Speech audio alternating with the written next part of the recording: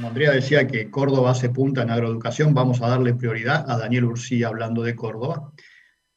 Daniel, carne vacuna. Está todo bien ahora, ¿no? Se amigaron con el gobierno, hicieron el acuerdo o ustedes no participaron del acuerdo. Contame cómo estás viendo vos la situación. Buen día. Hola Carlos, ¿cómo estás? Muy buenos días. Muchas gracias a todo el equipo de Agroeducación por esta invitación. Y nosotros participamos como FIFRA del acuerdo junto con ABC, con Única, con Cadif y también con el supermercadismo. La situación del sector, un poco nosotros lo hicimos público en el editorial mensual que fue publicado en estos días, el newsletter de FIFRA. Si bien somos optimistas porque creemos que en función de nuestro stock tenemos la capacidad para abastecer este año tanto al mercado doméstico como a la exportación en volúmenes similares al año anterior.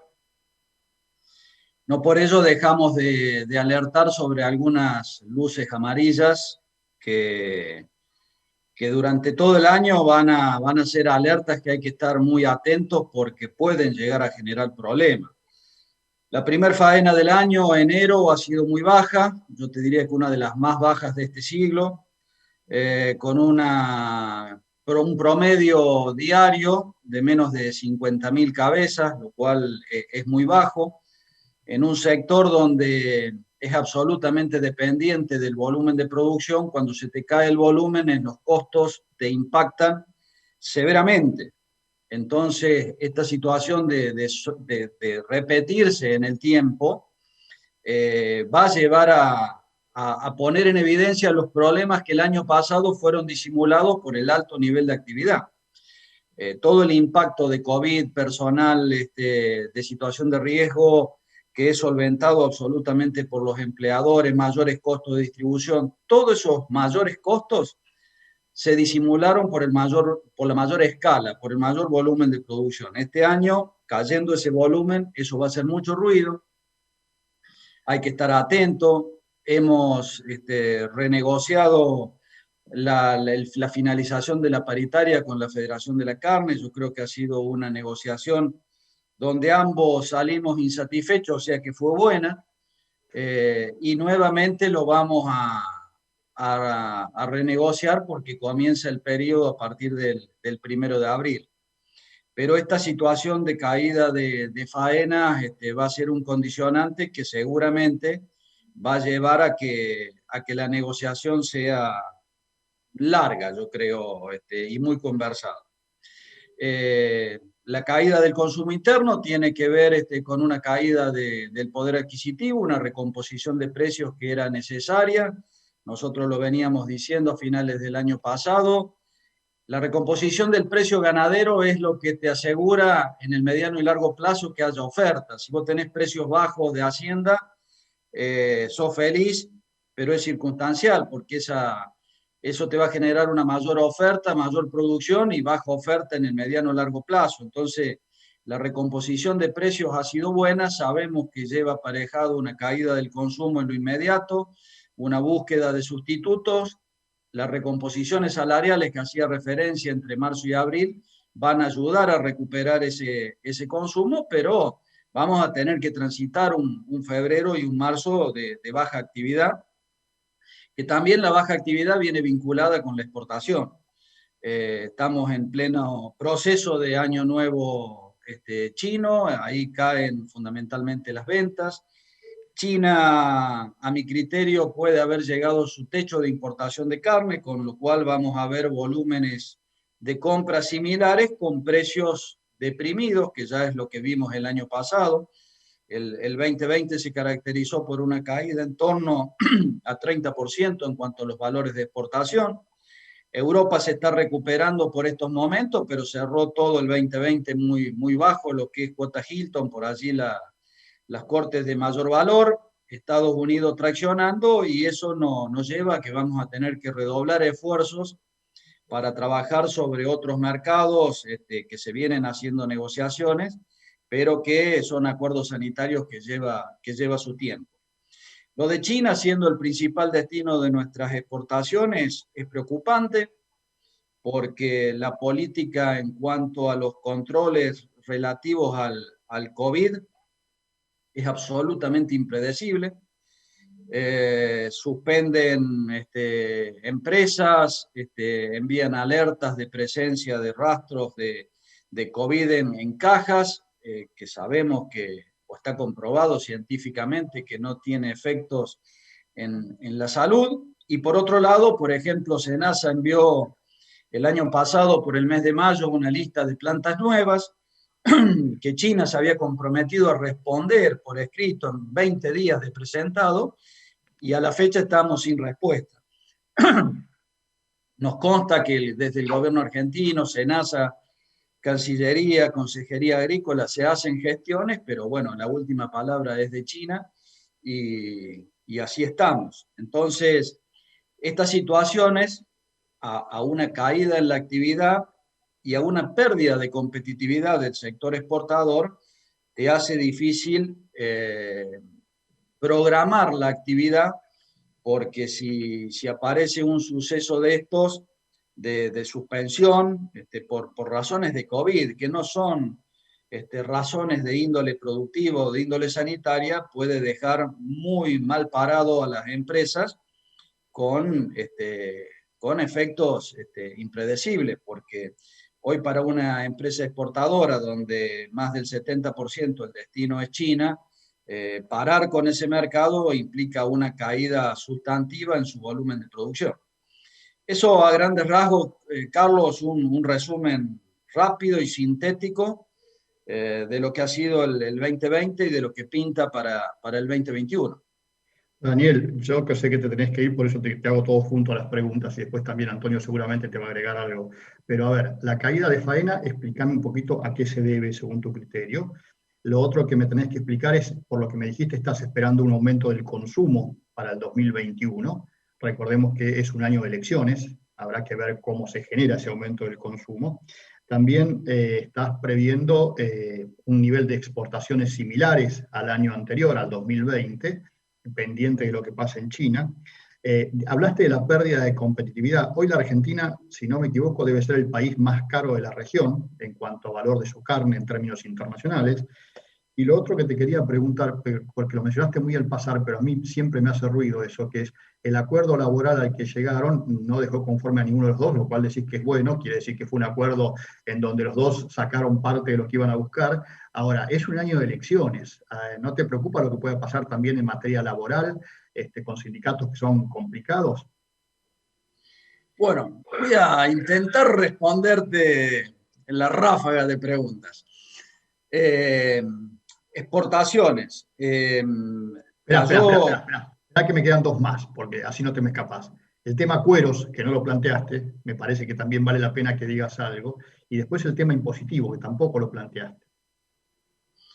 Bueno, entonces voy a empezar de atrás para adelante y me vas ayudando a medida que vamos Dale, hablando. dale, yo anoté acá, no te preocupes. Tema cueros es realmente importante. Recordemos que durante muchos años, décadas, hubo una fórmula que impedía la exportación del cuero crudo salado, porque es una fórmula vinculada a un valor de Chicago, ya que está Antonio, acá hacemos referencia al invierno nórdico. Entonces esa fórmula hace que, si bien la retención sea pequeña, al aplicar sobre un valor de una pieza que no se trabaja en el país, potencia ese porcentaje bajo de retención y lo lleva al 20-30% de acuerdo a los años, y hace inviable esa exportación. Se consiguió que el año pasado se entendiera esta situación a raíz también de la crisis internacional de los valores del cuero. Se suspendió la vigencia de esa medida, primero por 60 días, luego hubo un impasse, se prorrogó, venció el 31 de diciembre del 2020.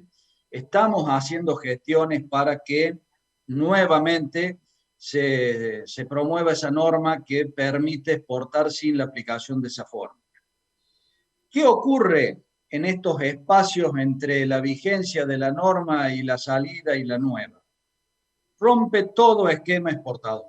todo frigorífico que inicie una gestión exportadora sobre una actividad que no es su actividad principal, genera un comprador, genera una relación comercial, asume compromisos, luego la norma no se mantiene en el tiempo y pasa a ser un incumplidor. Indudablemente es un desaliento para esa actividad. El cuero es un subproducto de la faena que si no tenés valor, lo tenés que compensar en el precio. O sea, que si el Estado no sostiene una actividad económica, repercute en el precio. Si el precio es de interés del Estado, debería estar preocupado para sostener la posibilidad de que se pueda exportar el cuero crudo salado porque tiene incidencia en el precio. Cuando analizamos la cuestión fiscal también tiene incidencia en el precio. Más del 30% en la composición del precio son impuestos, tasas, servicios, contribuciones.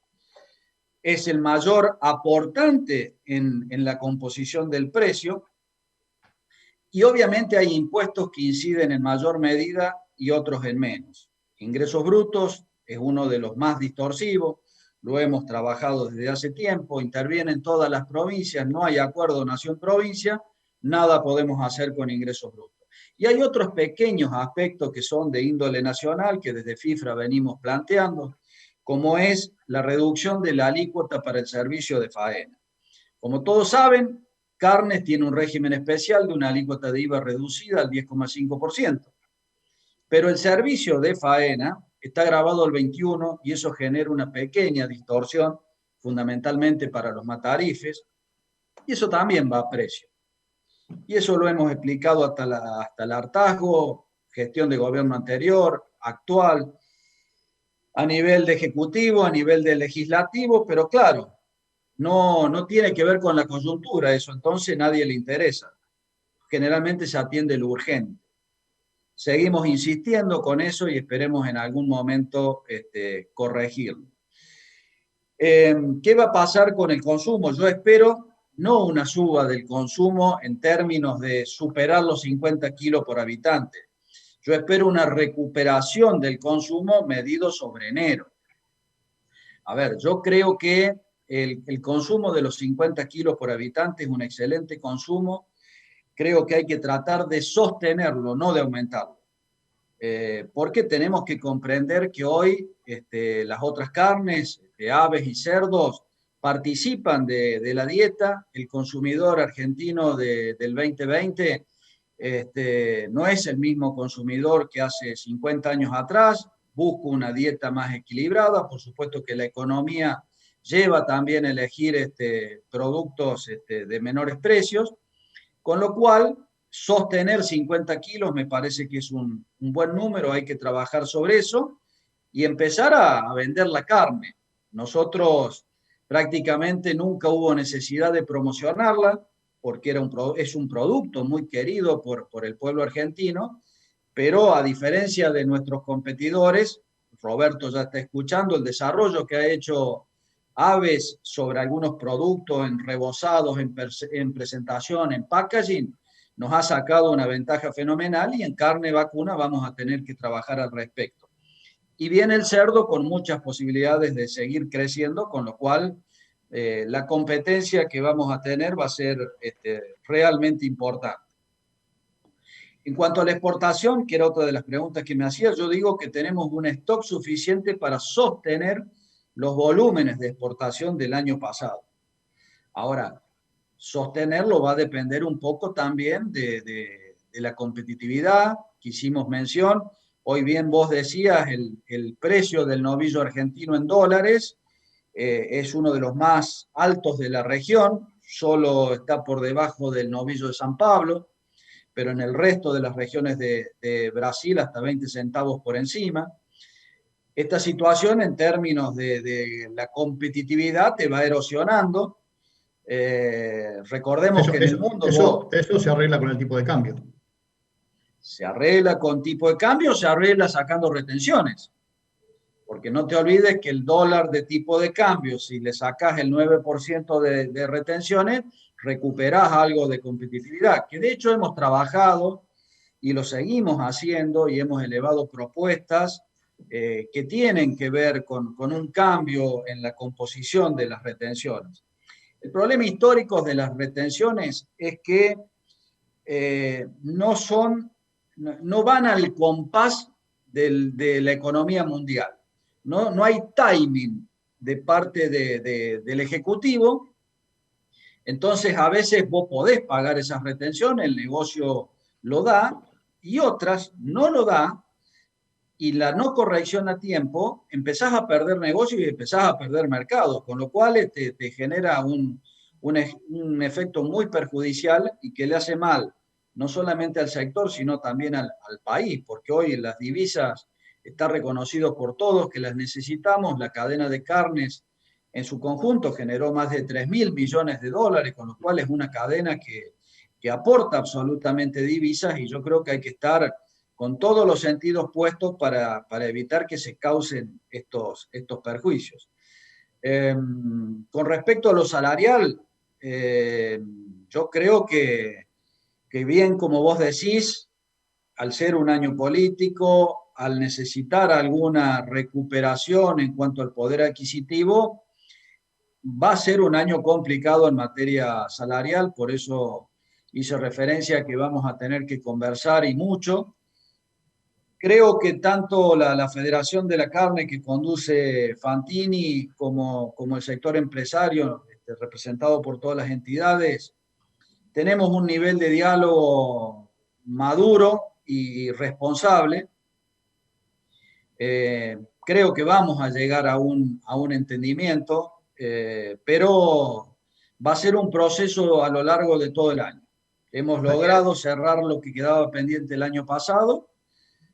Yo sé que ellos tienen aspiraciones de una recomposición y por otro lado sé que el sector empresario para lo inmediato va a ser difícil una recomposición pensando que el ciclo empieza en abril. Así que dicho en esos términos va a ser un partido muy conversado. Antonio, ¿querés preguntarle algo a Daniel? Sí, hola Daniel, ¿cómo estás? Una pregunta, consulta. Y yo viéndolo desde donde estamos, lógicamente en estos mercados aquí en Estados Unidos, la ganadería en Estados Unidos está pasando un momento correcto, los empacadores están teniendo unos márgenes impresionantes, pero mucho de esto está saliendo alrededor de la capacidad norteamericana para exportar y su agresividad hacia los mercados internacionales. Y encima de todo, una debilidad del dólar les está permitiendo entrar a mercados en donde antes no estaban siendo tan competitivos. Entonces, si el mercado del mundo no regresa a una zona de consumo pronto, si Europa no regresa a una zona de consumo pronto, los norteamericanos van a estar vaciando muchas zonas de refrigeración y están muy saturados últimamente. Obviamente se preparan para los tiempos del barbecue, como le llaman acá, una vez que la primavera llega y el verano se pone en pleno, pero encuentro que este mecanismo de exportación para los norteamericanos ha salido a realmente agregarles mucho valor. ¿Eso lo ves complicado para las exportaciones argentinas? Bueno, convengamos que los americanos son un jugador muy fuerte, con lo cual la presencia o no presencia en cuanto al abastecimiento mundial es para tenerlo muy en cuenta. Yo creo que en cuanto a los volúmenes de Argentina no debiera generar mayores problemas, porque si bien superar las 900.000 toneladas es un volumen importante de exportaciones de Argentina en el contexto internacional, no es un volumen que uno no pueda tener dónde colocarlo. El problema van a ser los precios. Entonces, esta situación de caída de los valores durante todo el 2020 ha complicado, y cuando empezás a tener problemas de competitividad interna, que es lo que hablábamos recién con Carlos, allí es donde yo veo la luz amarilla y el punto a tener muy en cuenta, porque la aparición de una mayor oferta y tu pérdida de competitividad, ahí puede empezar a generar problemas, pero más vinculado a causas internas de Argentina que a causas externas, que es lo que históricamente nos ha pasado aquí en el país. Las causas estructurales las vamos esquivando, no las abordamos, porque tiene costo político, porque es a un año de elecciones, porque no es el momento oportuno, porque se enoja el gobernador Mengano, y el problema se va dilatando en el tiempo y luego aparece la coyuntura, las urgencias, buscamos soluciones mágicas para esas urgencias, que sabemos que no lo son. Hemos hecho un acuerdo de precio que es una colaboración, es un esfuerzo importante para el sector industrial que participa, pero que no va a ser la solución de la economía, porque tampoco aspira a eso. Pero se intenta presentar como una alternativa a una coyuntura que requiere muchos años de trabajo y muchas correcciones estructurales de índole impositiva, sanitarias, que demandan mucho tiempo de gestión. Daniel, el acuerdo termina en marzo, a fines de marzo, si mal no recuerdo, ¿no? Y después, 31 de marzo. ¿Y después cuál es la idea? ¿Cómo seguimos? ¿Con otro acuerdo? La idea va a ser sentarse a conversar en marzo. Este acuerdo, Carlos, llevó un tiempo de conversaciones superior, te diría, a los 30 días. No me quiero equivocar si no hablo de 60 días de conversaciones. Desde la industria queremos ser responsables. Si está dentro de las posibilidades de cumplimiento, se hará un acuerdo. Si las condiciones no permiten poder lograrlo, seguramente se seguirá conversando hasta encontrar un punto de equilibrio. ¿No tenés miedo que cierren las exportaciones, por ejemplo? Yo no creo que el Ejecutivo cometa ese error. Yo creo que se aprende de los errores del pasado. Nosotros hoy sufrimos las consecuencias de la liquidación de stock de 2008-2009. Los 60 millones de stock no se recuperaron. Entonces, y además, no me canso de decirlo, el precio más caro de la carne en Argentina fue el 2011, a nivel interno. Y eso fue consecuencia de las políticas ejecutadas.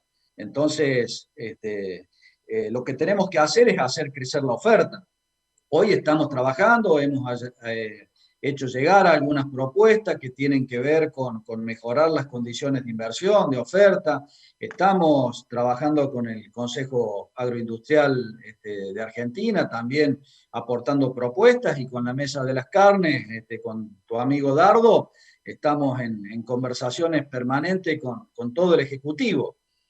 El problema es lograr convencer a todas las partes que hay que ir por el camino de asegurar la inversión, asegurar las condiciones de inversión, no cambiar las reglas de juego y generar confianza.